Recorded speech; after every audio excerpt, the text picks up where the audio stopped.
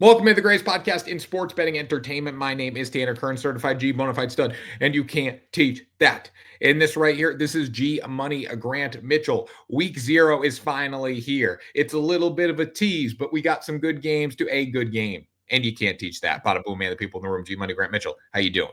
I'm doing really good. That intro felt a little rushed. You a little juiced up today? Well, I said good games, and then I was like, no, there's not good games. There's one good game because the NCAA is stupid.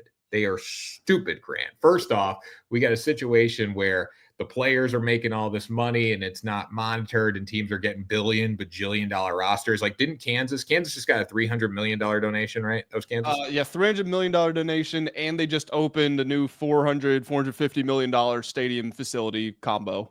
All right, so we need to get that one under control a little bit. I still think players should deserve to be paid. I think NIL is the greatest thing in the world. It's got to be monitored. It should be like a salary cap. If we want these kids to act like they're professional athletes, which the NCAA for some reason doesn't, we need a salary cap on this. We need the SEC to have a salary cap. We need the Big Ten, all that, all the way down to the independents, like my UConn Huskies. Number 2, it made sense to open up the season in Ireland when Notre Dame was playing. It made a ton of sense.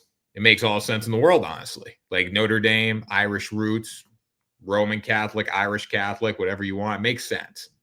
Does not make sense with 2 teams from the middle of the damn country, okay, who are top 25 teams, and we're wasting a golden opportunity with Iowa State and Kansas State for this game to be in, I think it's Manhattan, Kansas. Is that where Kansas State's from? Oh, that's a great question. I think it's Manhattan, Kansas. We're both looking it up. It is Manhattan. That's a great pull. That is a great pull. This game should be in Manhattan campus. We got the co-eds coming back to campus for a little bit of a, drinking early, partying. Okay. We got the frat boys trying to pull the co-eds between 9 and noon because they wake up at 6. They got to get buzzed up till 9. Then they go out, hit the bars. You got to be drinking in the shower by 6 a.m. Drink in the shower. But you don't, the real drink at the bars probably don't start till 8:39. People can be out tailgating and all that stuff. We got the parents and the alumni coming back now too.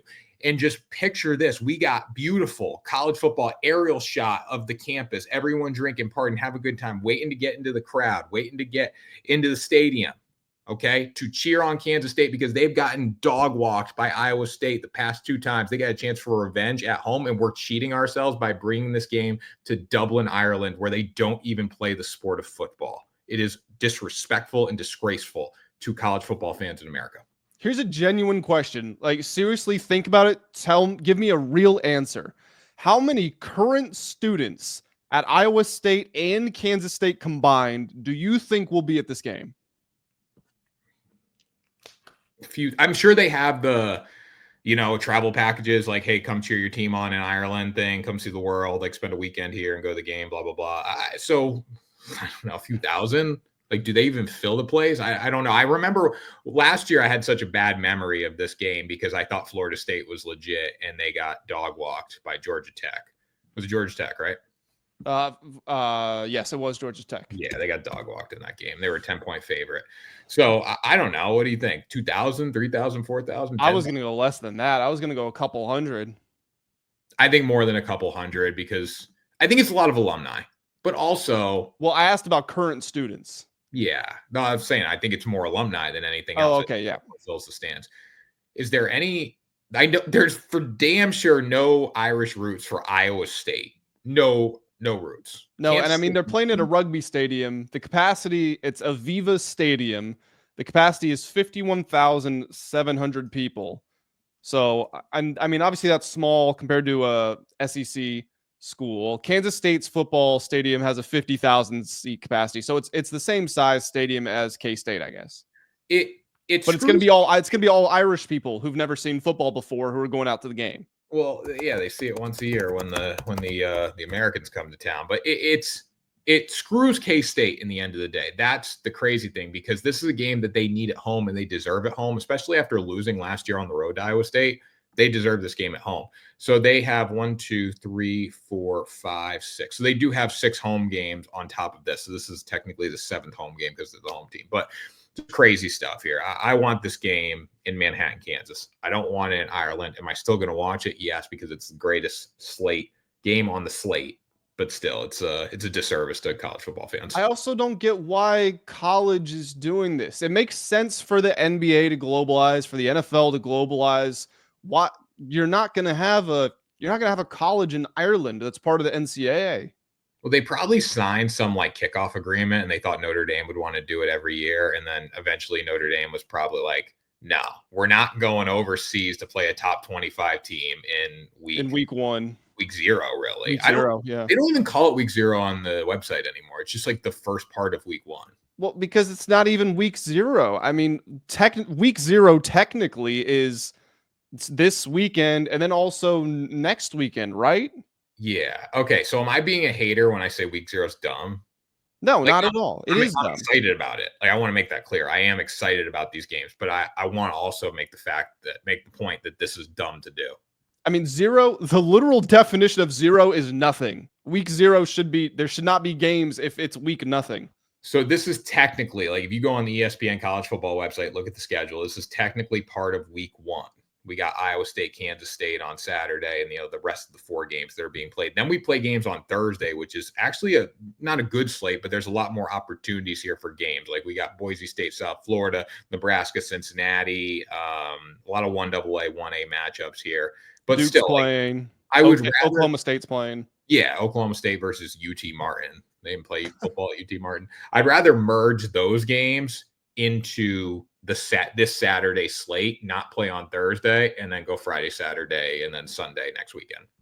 Hey, so I was looking at UT Martin's schedule. They went 9-5 last year. How'd they play 14 games? Probably 1AA playoffs. You're probably right. Yep. Maybe. I'm not sure. But if they played 14, 1AA has got to play like 18 games. I could be wrong by that number. But I mean, they finished their season against Lindenwood, New Hampshire, and Montana State. Yeah, that's playoffs. Okay. So. But anyways, Grant, we're going to talk about the games on Saturday. We're going to give some best bets. We're going to give our opinions on Iowa State, Kansas State from Ireland. But before we do that, we need to talk about WSN.com, the best.com out there for sports betting picks and promo codes. Grant, tell the people about WSN.com. The best.com out there. That was awesome. Yeah, guys, look, if you're new to the channel, then this might be new to you. If you're a returning viewer, subscriber, whatever, you should be intimately familiar with WSN.com up to this point. Now, granted, we are coming out of the dead season, but that is over now. We've got football back, and that means that we have plenty of opportunities to go play some bets, some winning bets. And if you go to WSN.com, you're going to get breakdowns on a bunch of games, college football, NFL, MLB, and beyond from myself, Tanner, the team of experts. We're sharing our favorite bets. We're looking at futures odds, and we got bonus codes for sports books. So if you want bonus bets, you want opportunities like bet $5, win 150 bonus bets guaranteed, win or lose. We got things like that for FanDuel, Fanatics, Bet MGM, Caesars. The offers vary depending on the sports book, but you are going to get plenty of those bonus opportunities over there at WSN.com. So go check it out.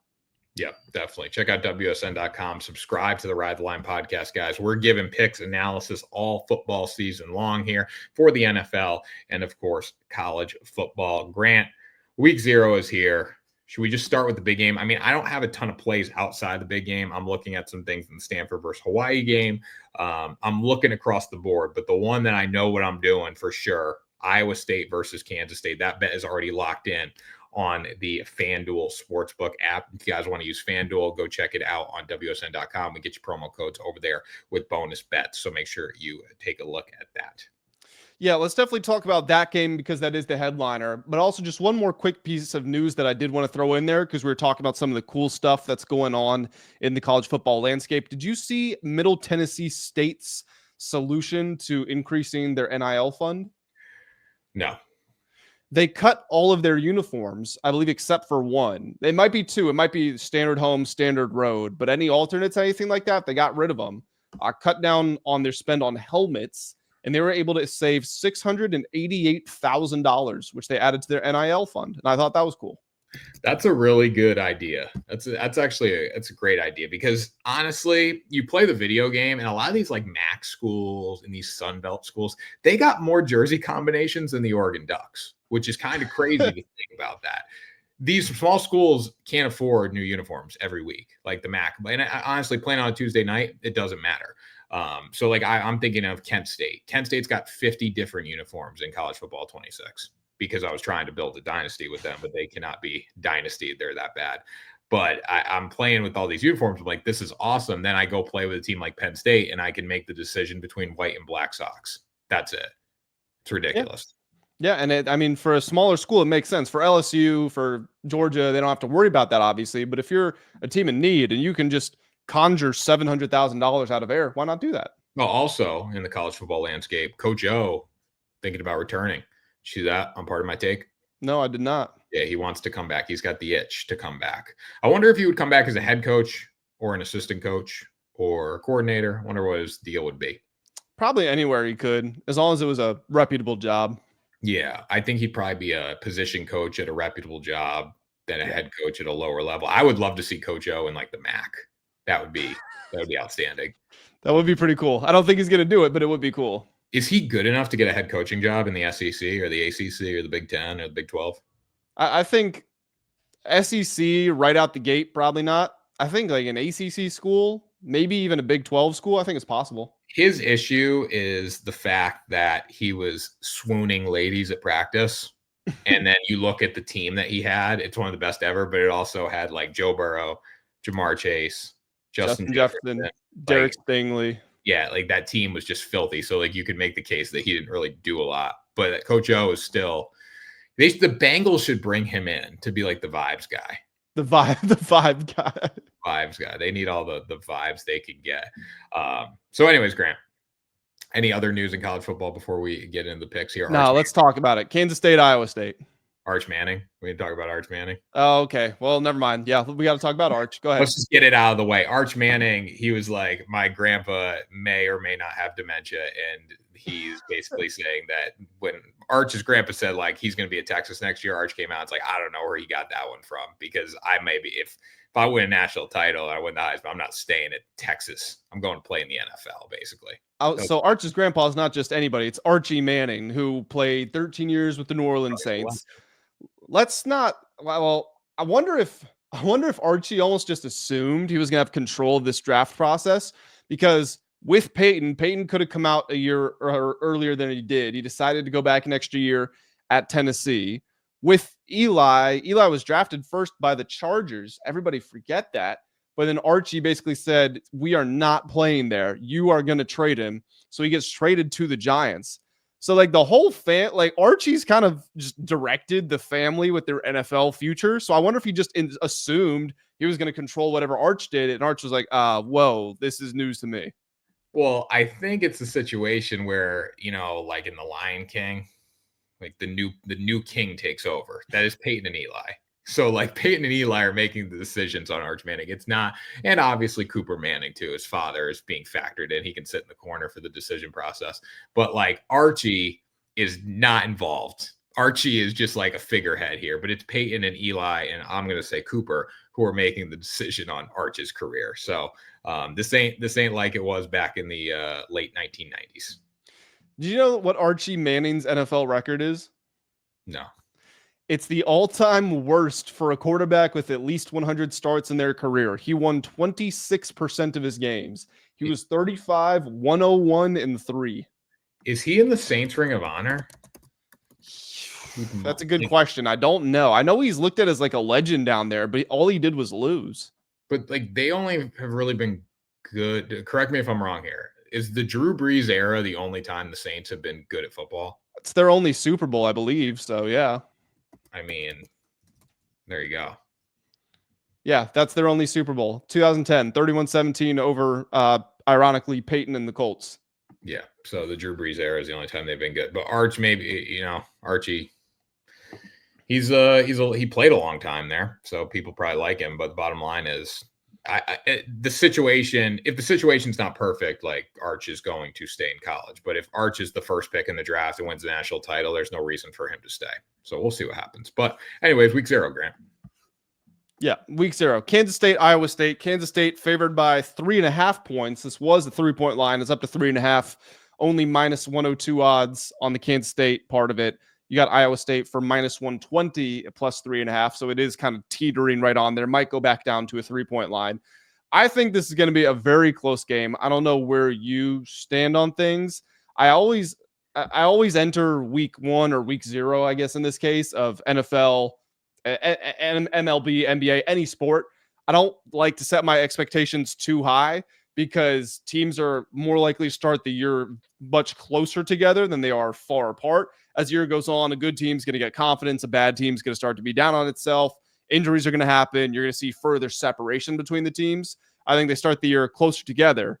And then there's the fact that they are playing in a foreign country, which completely throws things off. It's not just the lack of familiarity or if you're Kansas State a home field advantage. It's the fact that you're in a totally new environment, totally new situation.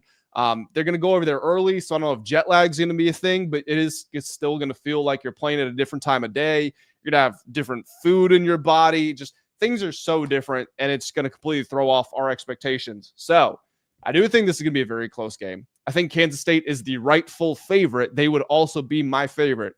But even though I think they're going to win, and I really hate saying this, I think Iowa State plus 3.5, just because you're catching the field goal, might be the better play. Because I still do believe Iowa State can win, even though I think Kansas State has a better chance. I just feel like this is going to be so nip and tuck the entire way. I agree with that. Now, at -3, I would take K-State. I'm going to parlay K-State and Kansas together for the day. That's going to be one of the things I'm looking at because I think that gets it right around to even money.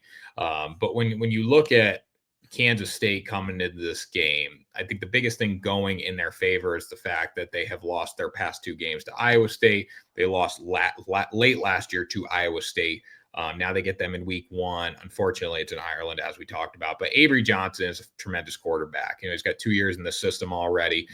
You got good guys like Jace Brown returning. I think he's going to be massive. Dylan Edwards as well. This team's a really talented football team, and they're returning a lot of experience. Not saying that Iowa State isn't returning guys, but when it comes down to returning experience, Kansas State has the edge. I also think they have the edge when it comes to the trenches in this football game. I think they're going to be able to run the football a little bit. I think Avery Johnson is going to have his way running the ball. And if you get a quarterback who's a dual threat doing all those things for you, you're probably going to be in good shape here. Rocco Becht is fantastic for Iowa State. We're going to see 2 really good quarterbacks in this game. But I think when it comes down to it, the fact that Kansas State has lost the past 2 games, you have a chance for early revenge here in Ireland. Makes it really difficult, obviously. But I think K-State with Avery Johnson is the right side. I think this kid could be a Heisman Trophy candidate down the stretch. So I'm going to go with K-State. I would take the -3. Plus 3.5, -3.5. It's a stay away from me. I would wait and live bet it, but I do like the parlay with Kansas State and Kansas to open up week 0. So I have not done any sort of research on the Kansas side of things. If you can get any parlay at all, right now the K-State money line is -162. If you can just bring that down at all with another line you're comfortable with, then I like the parlay angle on that. Not as high on Avery Johnson as you. I don't think he's going to get in the Heisman race. That being said, do think he can be the best quarterback in this conference, or certainly one of them. Kansas State is my pick to win the Big 12. I think the Big 12 is going to be a bloodbath. I think every team is basically just as good as the next one. But Kansas State, Iowa State, and Texas Tech are kind of the 3 teams that I look at as being towards the top of that. Maybe Utah. We'll see if they get in that mix as well. But yeah, again, it's going to be a close game. Like you said, Rocco Becht is a good player, but I do also worry about him losing Jaden Higgins and Jalen Noel, 2 NFL caliber receivers who got drafted in the 2nd round. Meanwhile, like you said, Jace Brown, the receiver for K-State, he's back. So you've got the returning connection on one side versus you've lost a major production on the other. I think it is going to be a low-ish scoring game, like a 23-20, 24-21, something like that. So maybe the under as well. But yeah, I like Kansas State to win. And like you said, if you can find another team you like, I like the money line parlay. It's crazy to think how good the Big 12 actually is this season. Like, it's not the SEC. It's not the Big 10. It shouldn't be looked at like that. But also, there's some good competitive football that's going to be played in the Big 12 this season. I don't know if any of these teams become legitimate playoff threats, but it's going to be fun to watch week in and week out. Yeah, what's interesting, kind of building off of that, is their competition to win the conference. There might be more of that than in any other conference. Now, is winning the Big 12 better than winning the SEC? No, but in the SEC, like, how many teams can legitimately win the SEC? Texas, Georgia, Bama, LSU Are we going to put A&M in that? I'm not. Ole Miss, I'm not. Ironically, I think Florida might have a chance just because I like Lagway so much, but I get I'm in a minority opinion there. So we're at like 5 teams. In the Big 12, that number's at like 8, and you're not going to find that in another conference. But the thing about the SEC is it's the fact that you can go on the road like last year, Alabama going to Oklahoma. That should never happen. But these teams beat up on each other so much. Even the bottom caliber team can beat up on the upper teams. They can give them a fight, right? And I think that's what makes the SEC so special. There's only a few teams that can win it, but I think any given Saturday you can have a team that's going to cause trouble, who's a much weaker. Vandy beat Bama. Vandy beat Bama. And it's not just Bama. Like, I know I'm picking on Bama. We're picking on Bama. But every week, teams go out and can pull off upsets in the SEC, all the way from the Vandys up to the Alabamas and the Georgias and all that. So nobody's safe week in and week out. That's why, you know, when you look at these teams, when it comes to a playoff resume, you can make the case, like even this year with LSU, because of how difficult their schedule is, you can make the case right now that if LSU goes 9-3 and those 3 losses are to the right 3 teams, they can make the college football playoff. Yeah, and you can't say that with the Big 12. That is the big difference there. You got to be a 1-loss team in the Big 12. I mean, there's probably only going to be one Big 12 team that even makes it to the college football playoff, which when you think about the competition within the conference sounds crazy, but they're going to cannibalize each other. The Big 12 winner might be 9-3. It could be. And I think you maybe get 2. You maybe get 2, but most likely 1. It depends on the schedule and how these teams match up. If the Big 12 championship is a 1-loss team versus a 1-loss team, you probably get both those teams in. But it's all to be determined based on how the season goes. If we're going with the 12-team playoff, same format as last year, I know there's talk about a 16-team, but let's just assume it's the same as last year. So 12, and we've got to get the 5 highest ranked conference champions in there. Without really thinking too in depth about the teams, if we're just to kind of map it out in our heads, I think we would expect 4 SEC, 4 Big 10, 2 ACC. That gets us to 10. Or actually, I guess it would have to be 4 SEC, 3 Big 10, or 3 SEC, 4 Big 10. 7 between those 2 conferences. 2 ACCs is 9. You're going to get Notre Dame, so that's 10. You're going to get a G5, that's 11. And you would get 1 Big 12, which is 12. I don't think the ACC gets 2, though. If Clemson goes out, takes care of business in the ACC, and Miami isn't great, the ACC is only getting 1. So, well, definitely true there. But between Miami, Louisville, SMU, and Georgia Tech, I think one of them goes 10-2.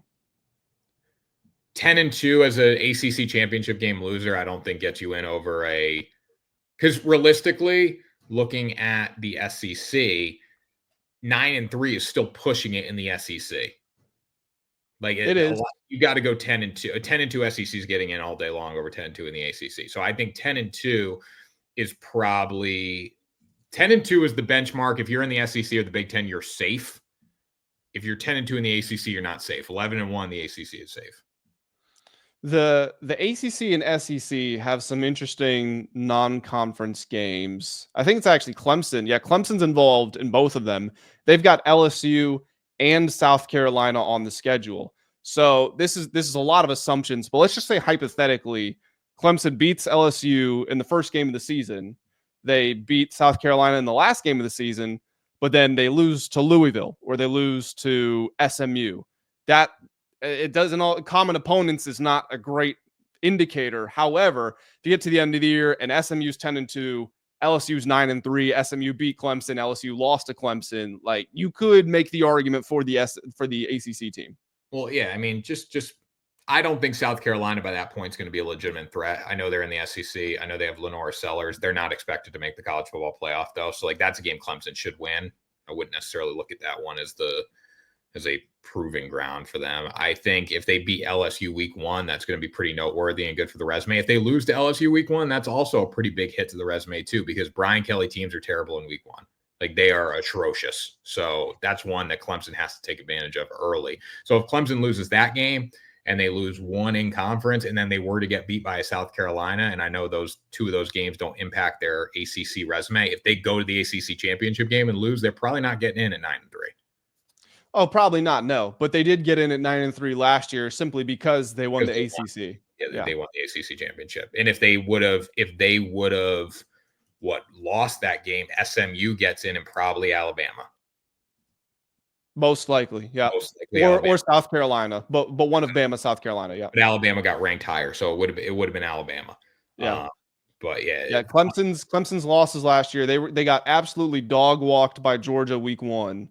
They lost to Louisville in the middle of the year, and then they lost to South Carolina in the final week of the season. That was the big game where South Carolina thought they were going to get in because of that.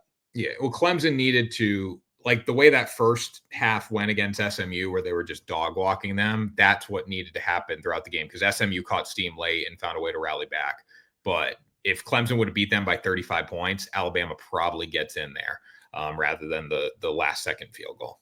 Yep, agreed. So we got Kansas State. We're kind of heads up on that. You think Kansas State may win, but you like Iowa State plus the 3.5. If I was forced, gun to my head, to give a spread pick, I would probably go Iowa State plus 3.5. But I like your money line K-State angle the best. If you can find another parlay partner for it. And right now, you can get that parlay on FanDuel Sportsbook. Again, guys, make sure you check out FanDuel, DraftKings, all the big sports books. We got promo codes for Hard Rock, Bet365, all that good stuff, guys. Make sure you check that out. But Kansas State parlay with Kansas right now, you can get that for minus 108. That's a juicy deal to kick your feet up on a Saturday. Yeah, 100%. Other big games, Tanner. Massive game between Sam Houston State and Western Kentucky. Wow. Idaho State, UNLV, Stanford and Hawaii. That'll be a fun game. But I'm saying all that like I don't really know much about these games. I think that Fresno State, let me just go with this Kansas because I do have a little play here. I think Fresno State can be a pest in this game. I think Kansas is probably going to win the game, obviously, but I have the money line parlay. You're getting a lot of points here for Fresno State. This is not a terrible Fresno State team entering this football game. Big year for Jalen Daniels. We need to see what he can do. Kansas also has Daniel Hishaw Jr. back, good running back there. Could be a breakout season for him. You look at Fresno State's quarterback, E.J. Warner. He is the son of Kurt Warner. That's pretty interesting. That's really that is 58 touchdowns, 37 interceptions at Temple and Rice. So now he's in a spot where he's in a big game here for Fresno State. I think if the Jayhawks do not protect the football, this is going to be a game that's going to look closer than expected. If they go out, do everything they're supposed to, obviously they're the much better team. But I'm counting on the Kansas that we saw last year at times to show up in this football game. And I think Fresno State loses by about 10 points. And if they do that, they're going to cover the spread. So I would take Fresno State plus the points, but I do like Kansas to win. There's no world where I think Kansas loses this game, but I do like Fresno State to cover. There you go. I like it. Cool. There we go. So what you got any other picks, Grant, in the games you're talking about? Not from college. I do have some NFL preseason picks if you'd like to transition over there. I just want to say, too, about Stanford, since they play the night game here. Stanford versus Hawaii, 7:30 on CBS. I think there's going to be some good value in this game. I kind of like Stanford as a road dog. I like Stanford because Stanford's looking at their schedule, and they need to win this football game or they're not going to win a game this season. So I think Stanford is a road dog, plus 2.5. You got what's-his-name back? What's my guy? At Stanford? Yeah. What's his name? I don't know who you're talking about. The Colts quarterback, legend, Stanford legend. Oh, Andrew Luck. Got Andrew Luck back there as the GM. He's good. I think I thought you were talking about a player. I was like, I don't know. Stanford's going to be in good shape this year. So I'll take Stanford too, money line. Why the hell not? No, the thing is, Andrew Luck is actually a football genius and also just a smart guy overall. It's not out of the question Stanford does become good in the next few years. It's not going to be this year, but it is possible. Their win total is at like 2.5, I think. Yeah. They should hit it, right? I don't know. I don't think they will. Well, all right. It was a disservice to put these guys, give these guys a schedule. Stanford. I'm looking for their win total right now. Let me see. Do you have it? Let me see if I can find it for you. Oh, I'm looking at the NFL. Would help if I changed to college. I got it right here. Their win total is over under 3.5. You got plus 138 for the over, minus 170 for the under. It's a disservice that these guys are in the ACC, though. Like, it's unfair to them travel wise that they got to play in the ACC. With that being said, though, 3.5 is probably a little too lofty, especially if they don't beat Hawaii. If they don't beat Hawaii, like, you cash this bet week 1, the under. You ready for my NFL picks? I got one too, but you go first. Okay, I got a couple. You know what? I'll save. I got a commies pick, but I'm gonna save that. Not be a homer at first. Let me talk about the Texans and the Lions. We're gonna go under 34.5 points in this one. As we know, it's week 3, so starters probably not gonna be playing. That's terrible news for the Texans because they're averaging 15 points per game in this preseason so far. 7 of those points came from a CJ Stroud-led touchdown against the Panthers last week. The Panthers have a terrible defense, but we know that Stroud's not going to be playing. After that, you get to Graham Mertz, Kadon Slovis, and Davis Mills, all of whom have been awful in the preseason so far. The Texans averaged 3.9 yards per carry in their last game. In their first game of the preseason, they only scored 10 points. Meanwhile, on the Lions side of things, they have gone, let me see here, they've gone 17, 17, and 7 points in their recent scoring outputs. I thought Kyle Allen and Hendon Hooker were going to be a lot better than they were, or than they have been. Hendon Hooker's been awful. Kyle Allen did have a good game last time, but that was the first time all preseason.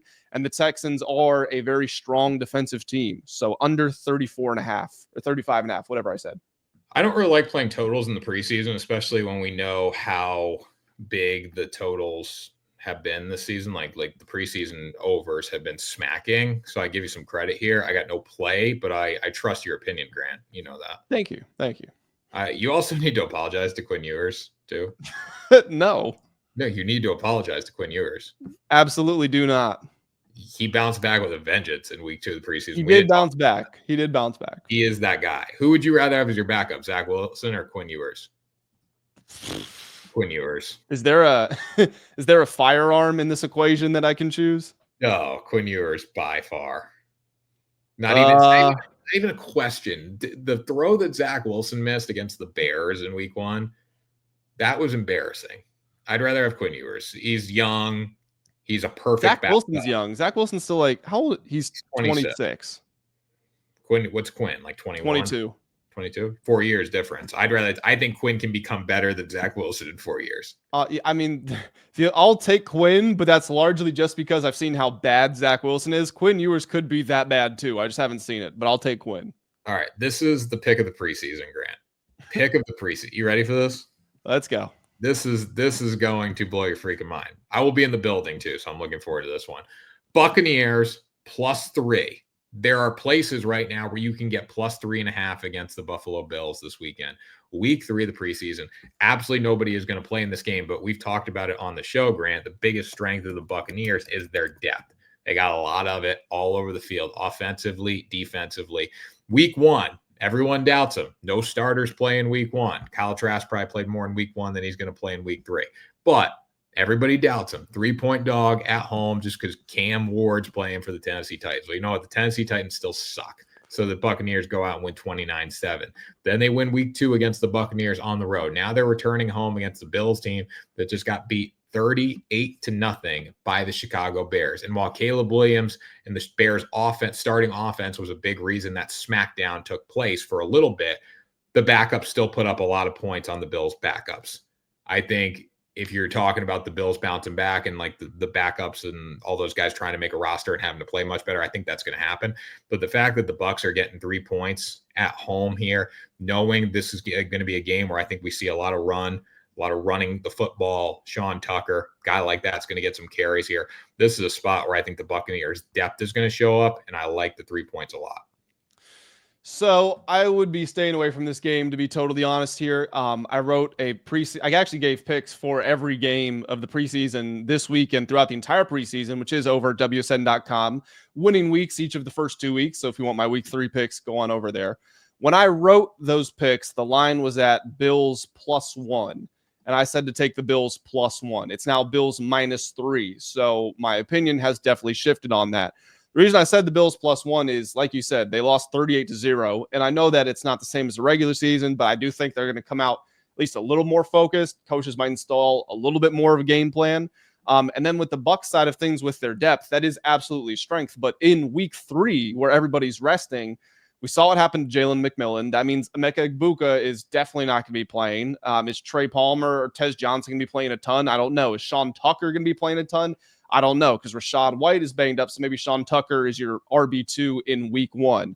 So that depth advantage they had, I feel like is disappearing just a small bit, just because I don't expect a lot of guys to play here. So at that line, I can see why you would be going with +3. I can see why you would be going with the Bucks. If it was still that -1, don't know I would take it, but +3, I understand where you're coming from. Feed me Tez Johnson all night long. Feed me. Tez will be playing this whole game. I'm not worried about Tez Johnson. But you know what? We'll see what happens here. I like the depth of the Bucks, and the Bills haven't shown me anything in the preseason. They've shown me absolutely nothing this preseason.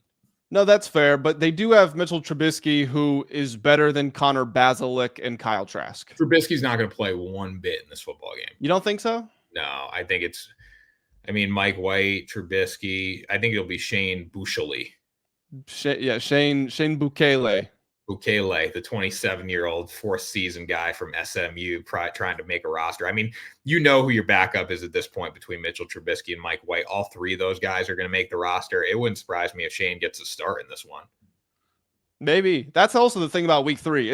You're going to get some teams that play quarterback for the entire game knowing they're cutting him. Yeah. So, give him one more shot at the big time. And you know what? Bazelak, dude's a dog. Of course. Where's he? Active rookie, Bowling Green. This is kid. You're playing on Tuesdays in the MAC, and now you're playing on a Saturday night in Tampa Bay, and you got one chance to show off. This is your last audition. If I was the coach, because usually sometimes with these coaches, they go to the 4-string quarterbacks, they sit them down in the office, and they say, "Hey, man, like we're going to cut you after this football game, but this is your last audition to try to make a team elsewhere. So go out and give it hell." So and even make the practice squad, because you can still make a livable income on the practice squad. That's not a bad gig. I think the only thing about this year, what's going to be different, is you're allowed that emergency quarterback, and I think that's a new rule this year. But I think they still count for the 53-man roster. Yeah, so it's like a 54th player, but you can also use that. You can use that 3rd-string quarterback now to run your scout team, and not keep somebody on practice squad. But Bazelak, I mean, never know. Maybe they'll keep him around 20 to 27 for 154 in the preseason so far. He's looked really good. Like I've watched a lot of these games. I think he's going to be money. I said you can make a livable income on the practice squad. Little did I know that your minimum salary is $225,000 a year to just go practice. That's a good deal. I will say though, you're not going to be on it that long. Like the career practice squad guys. Not going to happen. You have to be elevated sometimes. You have to be good enough to get on the field. And like, if you sit there for 10 years and you make $220,000 for 10 years, great. And then you're say there are those career practice squad guys, which they don't really exist, but say you're there for 10 years and then you're like, I'm done. I can't do this anymore. And you made $220 a year for 10 years. Now you got to go get a real job, and you didn't really make that much money in your NFL career. And so it's about following your dreams, Tanner. It is about following your dreams. I've been watching a lot of 40U football games. You've been seeing those clips on Twitter. Come to find out, those games are taking place in Connecticut on fields that I played high school football on. It's like the big hits. Yeah, So actually, fun story here. When I was probably 3-4 years removed from playing football, like I'd already lost all my weight, I got a message from a guy like the Connecticut Buccaneers or the Connecticut Pirates. It was like, hey, do you want to come to the field and play some semi-pro ball? Like, we can't call adult men's league football semi-pro football, number one. It can't be. We can't call it that. It's disrespectful to professional football. This is not semi-pro. If you don't have like a marketing coordinator and sell like legitimate tickets, like we can't call you professional football. The guy with the Ravens helmet and the Saints pants was killing me. There's some funny things, and some of these hits these guys are taking. The guy who commentates over it, it's like, yo, bro, these guys got to go to work tomorrow, and they're taking these hits. They got to go to work. What are you going to tell your boss? You got a concussion playing 40U football? Yeah, I saw one of the captions on the video I saw was like, he's going to need to use his PTO next Monday, which like they're right. Can you imagine? I shouldn't say this. I find it funny whenever I'm out in public and I just see like a 40-year-old man with a torn ACL. How did that happen? Well, maybe like running, like there are non-contact injuries that happen, but like I look at any, and again, maybe I'm just a hater. I look at any of those leagues, like kickball's one thing. Okay. Kickball's fine. Basketball, I'm still going to say it's fine because it's basketball. Like people love playing pickup hoops. We love getting the white boys from high school that go and shoot threes in men's league. Like we got that. Go to But 24-hour fitness. Yeah. 24-hour fitness, like that's different, and people use it to run. Like people use it for different things. If you're playing slow pitch softball and you've never played softball before or baseball, or you played high school baseball and you're trying to relive your dream, like that's the stuff I can't get behind because like I go watch my girlfriend's slow pitch softball game. She did play in college.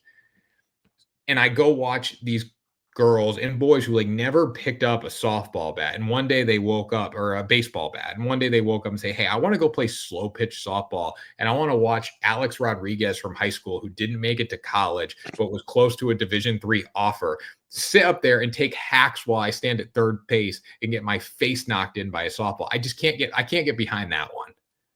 It is a little bit weird. I'm not going to lie. What about volleyball? I think that's totally fine too.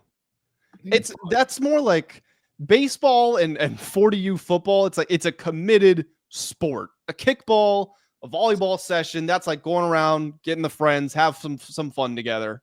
Like something I think the okay sports to play as adult are the ones that you're like, hey, you're not going to get hurt. Or basketball. Basketball is one that's like acceptable. But like if you play an adult league sport that's not competitive, that you have a chance of getting hurt in. Like hockey's fine too, I think, honestly, because if you're playing beer league hockey, but if you're playing beer league hockey, you're a hockey player. Like you've played it your whole life. Okay, you're not just showing up to the rink to be like, hey, I want to play hockey today. But there's people that do that for slow pitch softball. So maybe it's just a vendetta against slow pitch softball for me. I don't know, but volleyball is fine, I guess. I don't know who wants to go show. I don't personally, for me, like I don't know who would want to go play volleyball if you didn't play volleyball in high school or college, though. I played in college. Like I wasn't on the team. Me and my buddies, we lived across the street from a volleyball court. We would grab the speaker, go out there, grab a little some Trulies, something like that, and we just go play volleyball, and that was fun. But I brought it up because in DC, like as soon as you get into DC, at least the side that I usually enter from, there's 5 or 6 volleyball courts right there, and on a Sunday morning, they are packed at like 9 a.m. Everybody's out there. Yeah, well, I mean, I can't speak to that. Pickleball is another thing. I like pickleball. I think that's a good retirement sport. Golf, like go pick up golf. Like why play slow pitch softball? Go pick up golf. Yeah, golf is. I felt like it was making a real comeback for a while. I don't know if it's still doing that. I feel like it's going down a little. It's way too expensive. Yeah. COVID golf was like peak golf, and now it's just brutal. It's like you can't go out for anything less than $100 now. That's how the world is, though. If you leave the house, you're spending a couple $100. Yeah, that's just the way. It's the way the world we live in. But anyways, Grant, we got some NFL news to talk about. So whoa! I have my commies pick. Commies. I'm picking them to lose, Tanner. You'll enjoy that. Let me look at the odds and let me guess what the pick is. I'm gonna take the commies money line at home because no, I'm taking the Ravens minus 2.5. Commies 0-2 in this preseason. Both their backup quarterbacks, Josh Johnson and Sam Hartman. Know you're a Sam Hartman guy. They're both awful. They've both thrown interceptions in both preseason games. The Ravens canceled the joint practice against the Commanders, or it was a mutual decision. But I think there might be some spite because the Commanders ended the Ravens' 24-game preseason win streak. You remember that? The Commanders were the ones who ended it. I think there might still be some leftover spite. The Ravens are simply better in every way. They have a lot more depth. So Ravens minus 2.5, sign me up for that. I like it. With that being said, I don't necessarily think that like the third stringers are going into this game. Like they ruined the streak when we were playing in the MAC last year. We really need to go give them hell in this one. So I do disagree with you there. I like the pick just because the Commanders are atrocious in the preseason and the Ravens tend to be good. But I don't know. I think this is like, hey, I need to go earn a job. Like I'm thinking about me, not like, hey, they took Harbaugh's most meaningless record and we need to go take it back. Do you remember there was also the streak where they'd run for at least 100 yards in like X amount of games, and instead of kneeling the ball out, they were trying to run in the fourth quarter? Yeah, just meaningless stuff to get people hurt. Hey, how about the Ravens kicker? Like the post Justin Tucker era is like off to a hot start. That kid can kick. I haven't been following him. I've just seen stuff on Twitter. And again, nobody would even know who this was if he wasn't replacing Justin Tucker. If Justin Tucker retired normally, nobody would know who this kid was because it was just the next thing. But since Justin Tucker's in the news cycle, we're talking about the kicker for the Ravens. But he's been crushing it. The Ravens got some good kickers.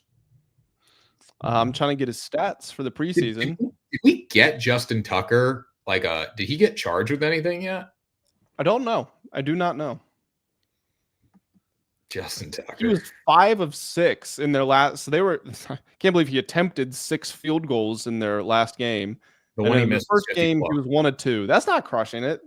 That's 6 of 8. That's 75%. But how long were the ones that he missed? He missed.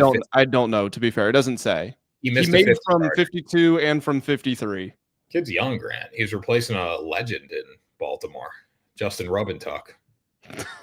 Okay, we got to get out of there. NFL news. NFL news coming up. Grant, you had the NFL news, so you started. What's his name? Brian Schottenheimer says that MICAH Parsons will be playing in week 1. This is the thing. The Cowboys are just so poorly run. I get what he's trying to say. You don't say that because it can be held against you when MICAH doesn't play in week 1 and the media says, hey, dude, you said he was playing. He's not playing. Why is that? Well, unless a contract gets worked out, and every person under the sun has reported MICAH and Jerry Jones have not talked. MICAH's agent and Jerry Jones have not spoken since this all came into into the news cycle. So new contract, as it stands, not happening. So why would you say he's playing in week 1? When someone asks you about it, just say, look, this is an internal matter. We're not going to discuss other people's money.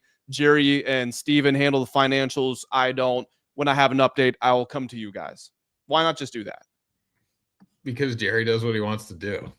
Well, that wasn't even Jerry. That was Brian. Well, I mean, Brian. Okay, yeah. Well, Brian, that's coming right from Jerry.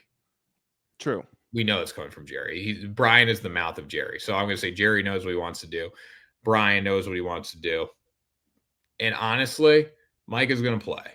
I don't see any world where MICAH Parsons does not play. I disagree. I don't think so. I think he'll be ready. Who they play in week 1? Eagles at Eagles on Thursday. They're going to lose that game in general, so it really doesn't matter if he plays. But I think MICAH will be on the field. I don't know if they'll get the deal done or not, because you just don't know.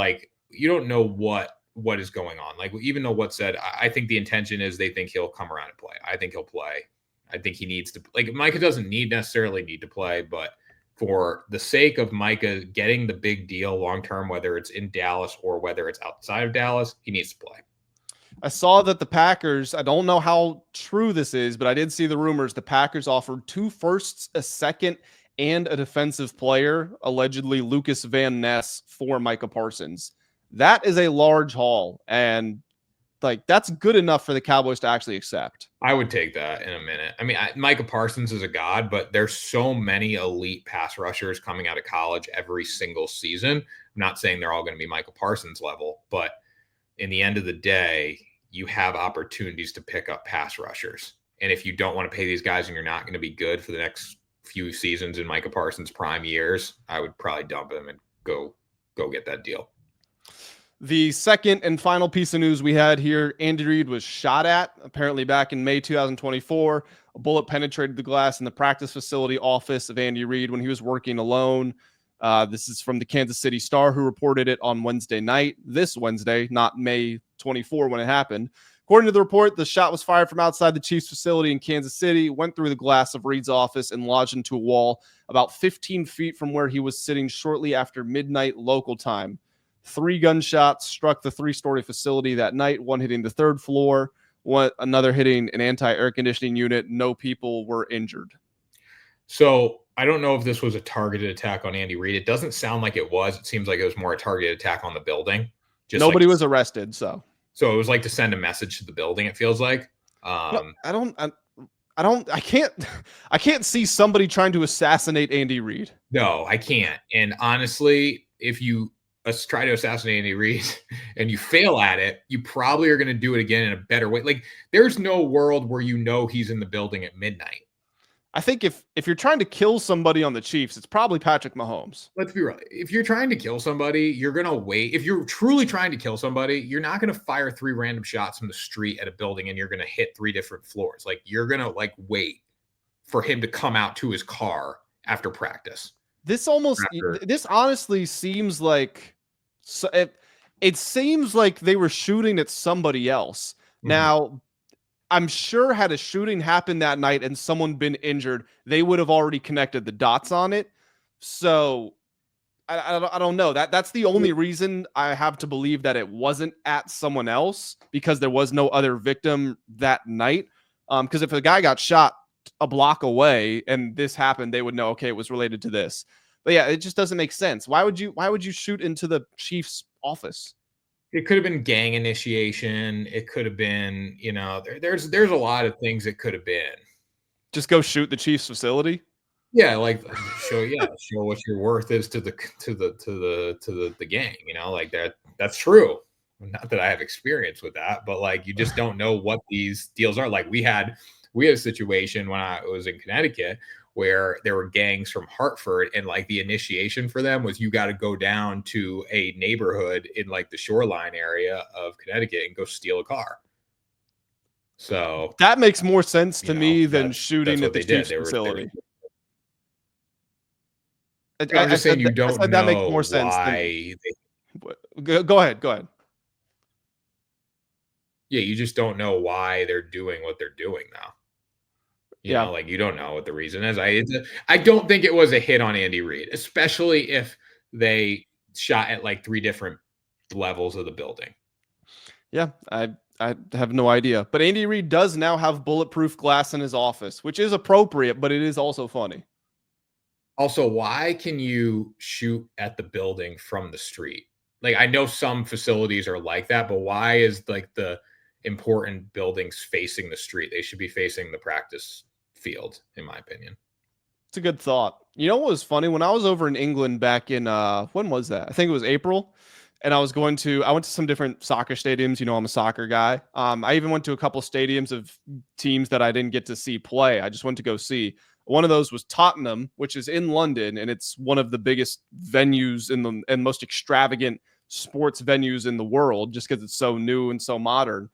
And I was amazed because you're just walking down the streets of London through neighborhoods, and there's some shops nearby and everything, and it's just plopped right in the middle. Right? It was astonishing to me that it would be like you're in.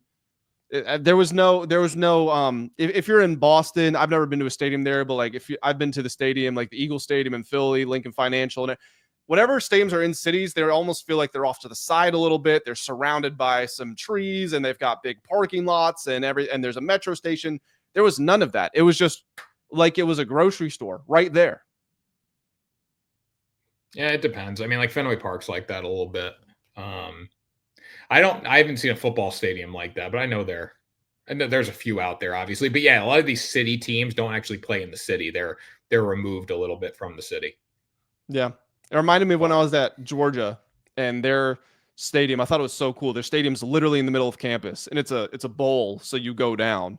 And that was also new because like at Virginia Tech, it's the same thing. Your stadium is off to the side. It's in the corner of the campus almost. The Georgia Bulldogs Speedway. I'm going down there in about a week and a half. Pray for me on the roads. What game are you seeing?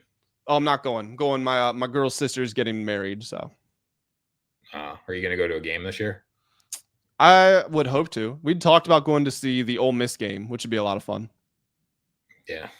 Yeah, better watch out. Don't get hit by no sport. You see a sports car, you better slow down. Yeah, see a Hellcat, gotta go to the right lane, give the left lane to them. Probably a Georgia Bulldog. He's late for the game. Gotta get there on time. Late for practice. More racing. They like those Georgia Bulldog. Kirby Smart, is his. He must have been like a NASCAR team director in his first life. He probably. He must have been in another life. That's a spirit animal. Yeah, definitely. But anyways, Grant, that was Ride the Line, Grace podcast in sports betting entertainment. Why don't you take us out of here? Guys, that is going to do it. Like Tanner said, we are going to head on out of here. But before we do and before you do, make sure you hit the like button. That's the easiest way to support us. Make sure you hit the subscribe button as well. And if you're into sports betting in any shape or form, we got a lot of games coming up this weekend. So make sure you check out WSN.com. And we will catch you all in the next episode of Ride the Line.